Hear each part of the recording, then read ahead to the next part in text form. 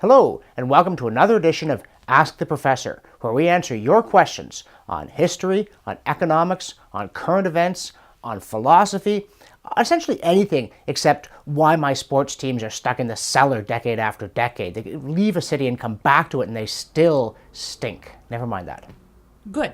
Let's talk instead about charity boxes. There's a news story in Ottawa, but I'm sure this story probably happens elsewhere, about a municipal councillor who's making the news because he's created an app, an interactive map that you can use online to be able to tell which charity boxes are fake and which are genuine.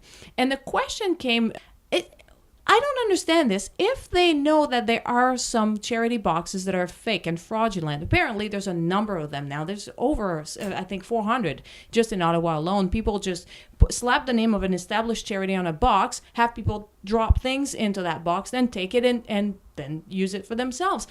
If the politicians know which ones are fake and which ones are real, why aren't they just focusing on trying to get the fraudulent ones out of there and the people who are behind them arrested? What is this about? Law enforcement seems to be a difficult concept these days. To me, that is a truly weird story. I mean, I don't even see how it could be profitable for someone to put up a box, put the name of a charity on it, and wind up with 100 old shirts. Okay, you could have my old shirt, just go away and take your box with you. But this is where I'm going to quickly pop on my Jacob Marley mask and say that the whole thing about charity boxes, to me, is inefficient. That's going to sound cold-blooded, right? Oh boy, who is this guy? But here's the thing. There are all kinds of charities in Ottawa, as there are everywhere, doing their best to help people in want, to feed them, to clothe them, to get toys for their kids at Christmas, to provide medical care, the whole range of things that people need. And you know what these people really need? It's that old, cold, clinking stuff called money. And you know why it's money that they need?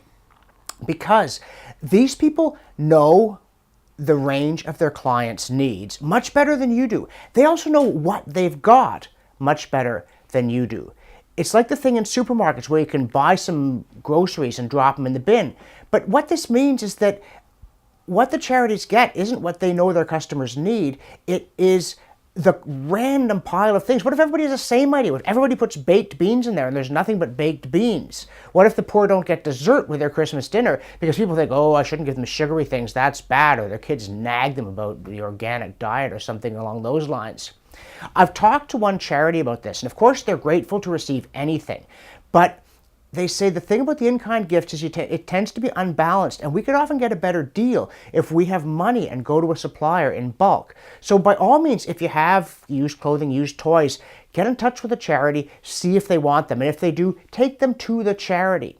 But you know what is the most heartwarming, compassionate, genuine, and authentic thing you can give a charity? It's a check. Folks, if you want to play and ask a question of the professor, have a look on your screen. There's the URL that will take you to the page with all the information you need to do that. See you next time.